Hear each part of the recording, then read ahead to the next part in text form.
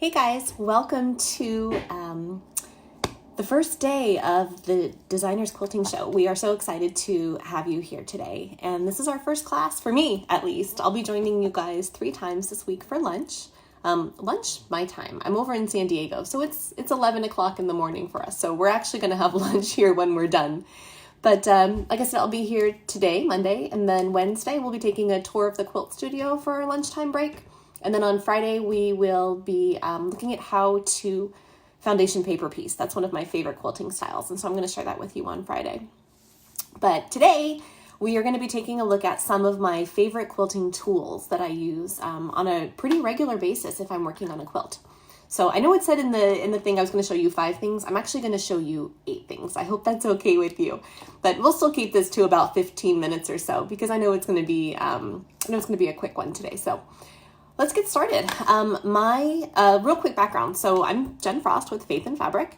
Thank you if you are new to learning about my site. Most of the things I work on are all faith-based patterns. We're Catholic and I'm inspired so much by our faith. And so a lot of my patterns are faith-based. Not all though. We have a lot of fun ones that are just novelty prints. So we'll be sharing some of those with you as I share with what my favorite tools are. So let's go ahead and get started. And since we're live, I can see your guys' comments. So feel free to ask any questions as we go along, okay? So my first thing I'm going to share with you is actually the biggest one. So I'm going to see if I can squeeze it in here. My first favorite tool, obviously, is my sewing machine. This is the machine I use on a regular basis. So it's a Brother. I actually have I have 2 Brother machines. I have 4 sewing machines, although they're all different. So this is the one I use most often. This is my Brother. You'll see this is their Innovis. This is an Innovis 1500D. I don't think they make this model anymore. What I really like about it, this is actually a huge machine. I don't know if you can see how wide this throat is. I have literally pushed some of the biggest quilts through here. When I sew, I like to do my own quilting on my quilts, as opposed to giving them to someone who long arms. I totally appreciate that skill, but I enjoy doing it and kind of putting my own design on there. And there's not a lot of domestic machines that you can get a quilt through. You can easily get it through this Brother because this neck is so big. Hey, Catherine. I really like it. This is also their embroidery machine too. So what's really cool is this whole tray pops off.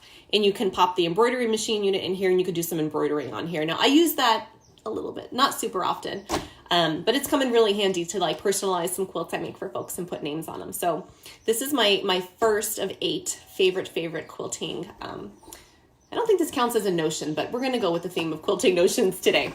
Plus it's got a carrying handle and you just can't beat that. So, ooh, that's heavy. Okay, so let's get back to the smaller things now. So my second favorite thing is my iron. Now I have gone through a couple different irons with quilting, and this one is my favorite. So this is a Sunbeam. This is called the Sunbeam Steam Master, and I really like it because it's got a lot of nice settings, but not too many. You know, sometimes like on your washing machine has like 40 settings. We only ever use 1 setting on our machine. This has for me just enough settings on here, so I'm going to move this a little closer so you can see it. So I usually use it between the cotton and linen settings. I like it because it's got different steam settings. Again, I really only use it either all the way, give me full steam, or if my fingers are too close to it, no steam, because I don't want to burn myself. These are the settings I like on it. So it's got this little steam puff on here. So when you puff this, the steam will come out all of the jets. And I use that a lot, especially if I've got a fabric that's super wrinkled. That little that comes out really helps get the wrinkles out. It's also got the water spray, so you can see you can fill it with the water and then it'll spray. My other favorite thing about this is it's got the retractable cord. So this just keeps my quilting studio a lot cleaner. Plus I really do take this one with me if I go to like a guild meeting or something like that. And I know it's big, but the fact that I don't have to deal with the power cord getting tangled everywhere is so nice. Looks like Leanne has one too. She's got a Sunbeam too. So that's a second thumbs up for these Sunbeams. They're just really good. I've had this for years, and I think one thing you can notice is, you see if I put this in the light, there's no stains, there's no markings on it. I've bought in some real cheap irons, and they get like that black ick all over them. I've never even cleaned this, and it's just, this is a trooper. This is totally a trooper, so that's my favorite. So that's my number 2. My number 3 favorite thing to quilt with is basting spray. So this is Taylor's basting spray. I actually just picked this one up at Hobby Lobby. I really like Sulky. They come out with, I think it's the KK2000 is their spray. It comes in a lot smaller of a bottle, a little green lid. I really like that basting spray. You have to pre-order it though, and sometimes I run out. So I started running over, they just opened up a Hobby Lobby near our house, and I picked this up there, and I really like this one. This comes out, what I like about this is, and you may not, I can see this though when I spray it. When you spray this specific basting spray, you're gonna see like a little bit of like a white tacky that comes out.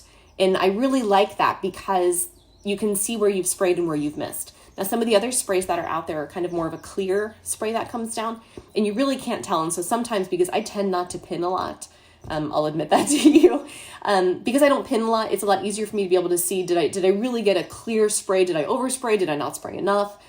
So I definitely like this Taylor's quilting spray. This is a really good one. So that's my 3rd favorite. My 4th favorite quilting notion, and I don't know if this counts as necessarily for quilting, but I use this for quilting a lot. Do you guys know what this is? This is washi tape. This is like really cute little, almost like Scotch tape, but you'll see it's not super tacky. I use this a lot in quilts, and I'm going to show you how I used it in one of my quilts. First, I'm going to tell you, this comes in a lot of fun colors. See, this is like pink sparkles and blue sparkles and the white one. I think I have probably 15 rolls of these. These are also good for kids and crafts. We use these a lot for our crafts. But I use this washi tape, for example, on this quilt. So I'm not going to open the whole quilt up for you, but this is the Easter quilt Risen. And so this is a giant cross, a Christian cross in the middle. And then what I did is I wanted the light rays to come off of it. So I found the center of the cross, and then you'll see these lines. What I did is I actually just, before I quilted, I just took the washi tape and I started at the center of the quilt, and I would just pull the tape out, and I just made these very long lines of washi tape on here.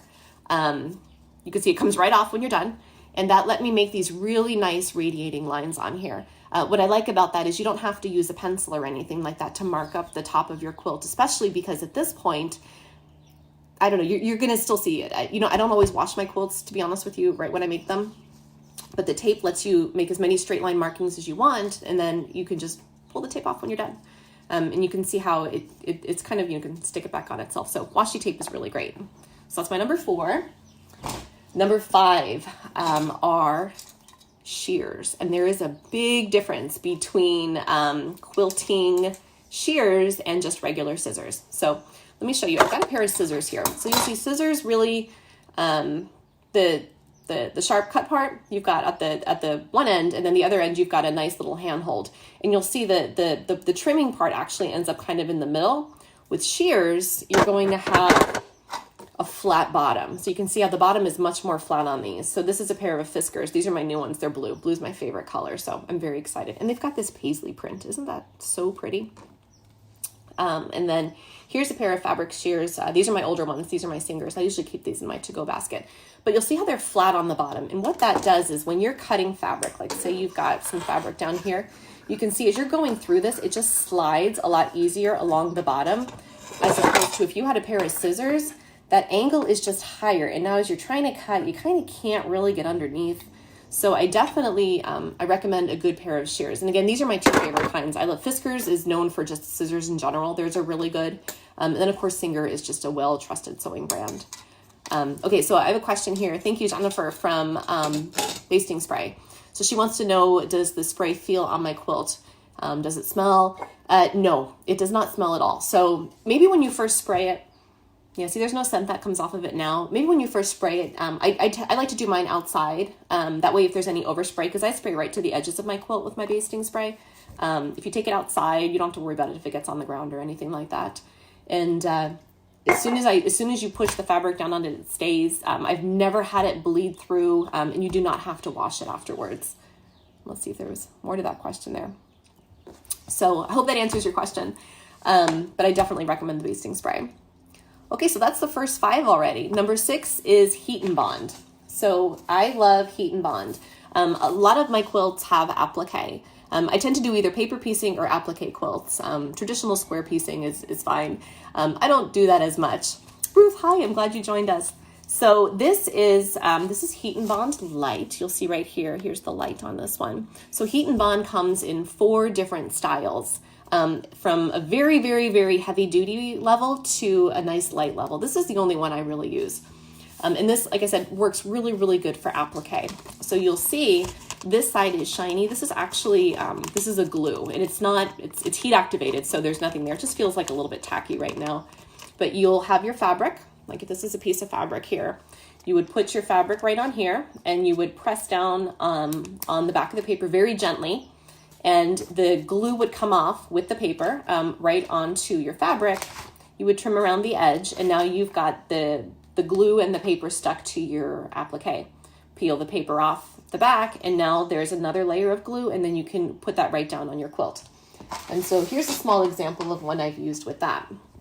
So this is the Sacred Heart quilt, and you'll see on here, this is all appliqued on. So this is all paper pieced, and then the crown of thorns and then the little flames are all applique. So same thing, what I did is I used the Heat and Bond to first really secure them down. And then what's nice is when you come back and you stitch around it, you don't have to worry about pins. You don't have to worry about extra basting spray at this point because it's already secured down. You're just really adding the stitching as decor, which is really nice. So that is number 6. Number 7, 2 more to go. Number 7 are these little pins. So these are by Clover. And what I really like about these is they're on something blue, which again, my favorite color here. But they're pretty little colors, and you'll see they're flat. So there's a nice solid grip on this side, which I really, really like for sewing.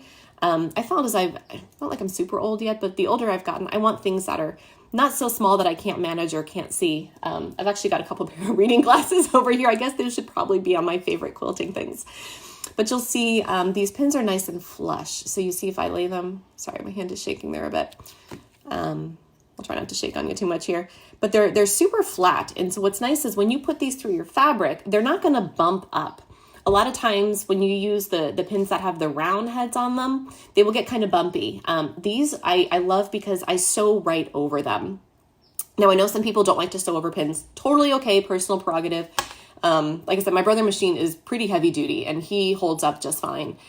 He holds up just fine sewing over these pins, but I've gone through them forever. They don't really rust on me. I love these little pins, and I haven't gone with any others. I think I'm on my 2nd pack of these because I give them away, leave them places and stuff like that. But Clover Pins makes these, and I really recommend these for sewing.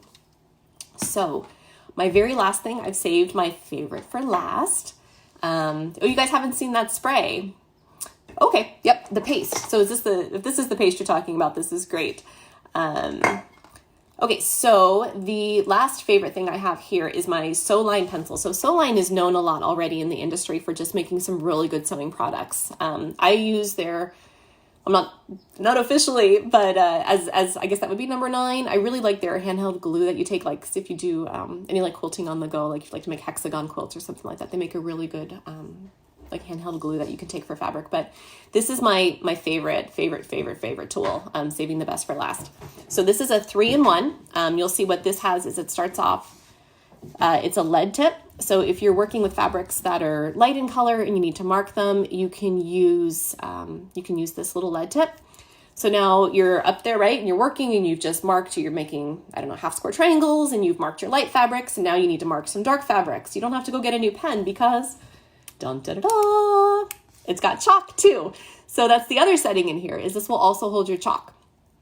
So again, little refills, it's always sharp. You never have to worry about sharpening it. You don't have to worry about getting chalk dust everywhere. I used to have a chalk dust roller for marking dark fabrics, and that worked fine, but this is even better, you guys. And then if you need to mark, you can also use this little setting. So the third setting, like I said, it's a 3-in-1. This is a blunt tip, and this one's really nice. So if you've got fabric that you don't want to mark, you can just use your quilting ruler and you just press down on it on your fabric like this, and it's going to mark it, and it's going to leave a nice line, a nice indent in your fabric. And so that's an even third way to mark your fabrics without having to worry about getting chalk lines or pencil lines on there. Plus there's a nifty little eraser.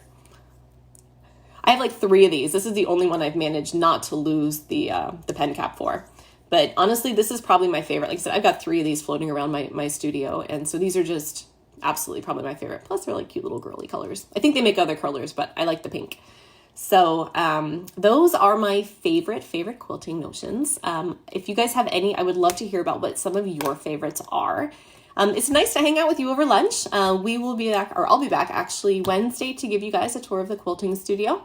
And then I'll be back on Friday to show you how to paper piece. We're going to be, I'll be showing you how to make this little crab.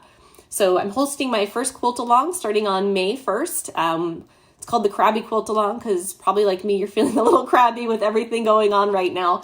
A little bit of a tongue-in-cheek there, but I invite you guys to join me for the quilt along. This will be fun. And I'll show you guys how to paper piece these, okay?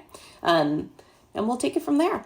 So, oh, the pen. So the pen is a sew line, Leanne. So you can see it's a sew line. What I'm going to do is when I'm done here, I'll go ahead and I'll put a link to a post I wrote with all these products in it. So you can take a look at them if there's any, if you came in late or anything like that. So thank you guys for joining me. This was really good to see you. I hope we can see you in person when everything lifts. And if you have any questions, please don't hesitate to reach out. Thanks for joining me. Bye.